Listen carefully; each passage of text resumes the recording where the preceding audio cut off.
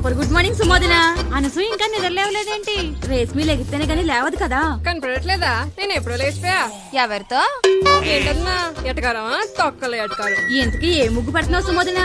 రాత్రంతా జబర్దస్త్ ప్రోగ్రామ్ లో ఆహాహా అంటూ నాగబాబు ఇహిహి అంటూ రోజా నవ్వి నవ్వుకి గుండెల్లో దడతగ్గలేదు, ఒంట్లో వణుకోదలేదు.